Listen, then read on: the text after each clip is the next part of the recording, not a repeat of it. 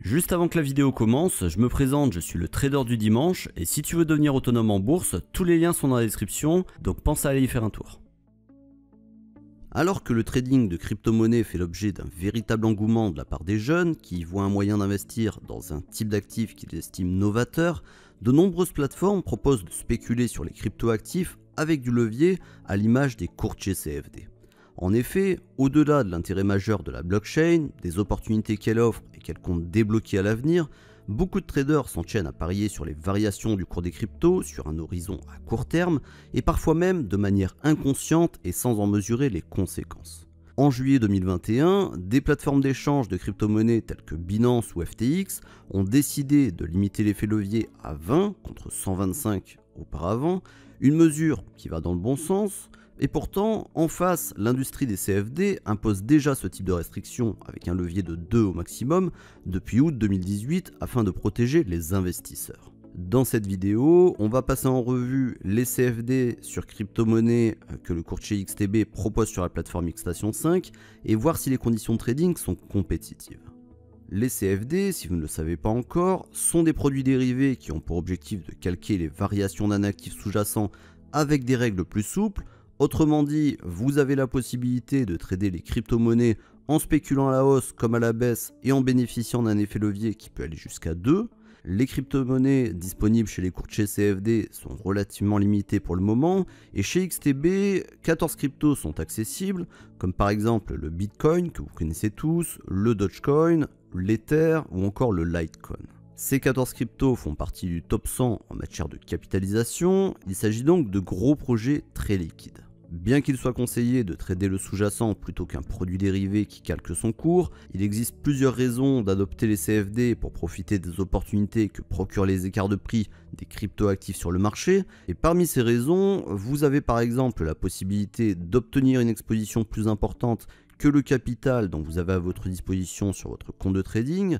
Comme j'ai dit juste avant, l'effet levier qui est de 2 au maximum peut accroître votre performance et bien entendu, si le scénario ne se déroule pas comme vous l'avez anticipé, les pertes potentielles peuvent également être démultipliées.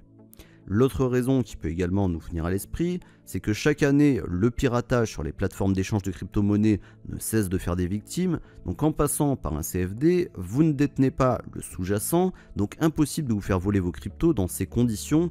Attention quand même tout de même à choisir un courtier sérieux et régulé.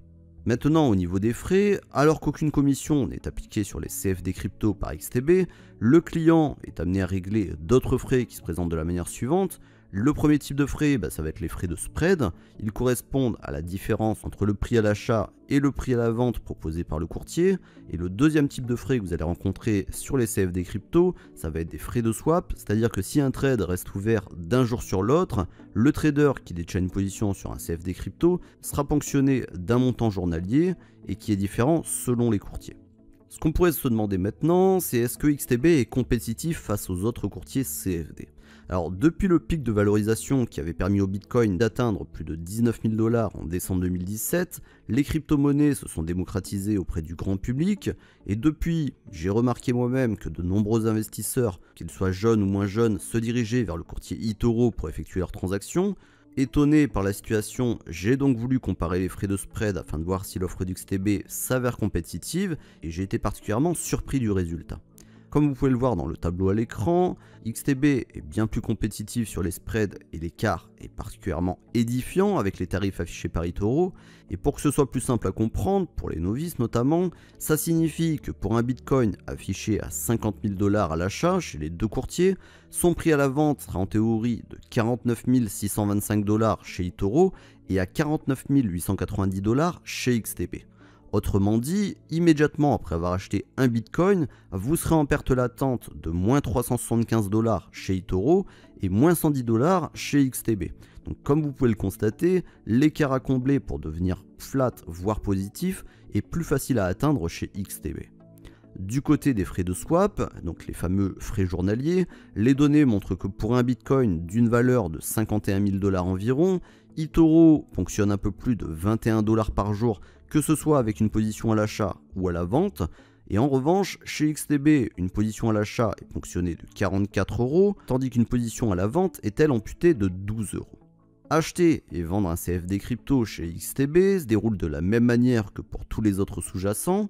Donc si on prend l'exemple d'Olivier qui possède 2000 € de capital sur son compte de trading et qui veut acheter pour 3000 € de Bitcoin en passant par un CFD, donc sur la plateforme Xstation 5, Olivier sélectionne l'onglet dédié aux crypto-monnaies en haut à gauche et ouvre le ticket d'ordre du Bitcoin. Le cours du Bitcoin est actuellement de 48 239 $ à la vente et de 48 397 $ à l'achat. Ne pas oublier qu'on est en dollars au niveau du cours. Donc afin d'être exposé à hauteur de 3000 € approximativement, il faut donc 0,07 lot sur le terminal XTB. En effet, 0,07 lot correspond à une exposition de 3387 $. Donc converti en euros, on arrive bien à un montant proche de 3000 €. Donc si Olivier souhaite acheter pour l'équivalent de 3000 € de Bitcoin, XTB va l'obliger à immobiliser environ 1500 €, soit la moitié de cette somme en garantie car on est en levier 2. On appelle ce montant la marge. Une fois l'achat effectué, Olivier détient désormais 0,07 lot du CFD Bitcoin. La transaction est effectuée à 48 391 points et Olivier subit une perte latente de presque 10 € actuellement. En effet, en raison du spread, c'est-à-dire l'écart entre le prix d'achat et le prix de vente, le cours du Bitcoin doit atteindre 48 491 points pour qu'il soit à l'équilibre sur sa position. En conclusion, depuis quelques années, les courtiers CFD ont ajouté les crypto-monnaies à leur offre. Même si la quantité d'instruments reste encore assez limitée, les intermédiaires ont progressivement baissé les frais sur ce type de produit. Et comme vous avez pu le voir dans cette vidéo, XTB propose des tarifs quand même beaucoup plus avantageux sur les cryptos que d'autres courtiers en ligne à l'image d'eToro. Il suffit de comparer les frais via un compte de démonstration d'ailleurs pour s'en apercevoir. Et concernant l'opportunité ou non d'investir sur les crypto-monnaies via les CFD, gardez à l'esprit que cette démarche doit s'inscrire dans un horizon de temps assez court, de l'ordre de quelques jours ou quelques semaines au plus, en raison des frais de swap. Enfin, l'utilisation du levier, même s'il est de 2 au maximum sur les CFD, représente un risque de perte non négligeable du fait d'une grande volatilité sur les crypto-monnaies. Voilà, j'espère que c'est un peu plus clair pour vous du côté du trading de CFD crypto-monnaies. Si vous avez des questions, n'hésitez pas à les mettre dans les commentaires juste en dessous de la vidéo. A tout de suite.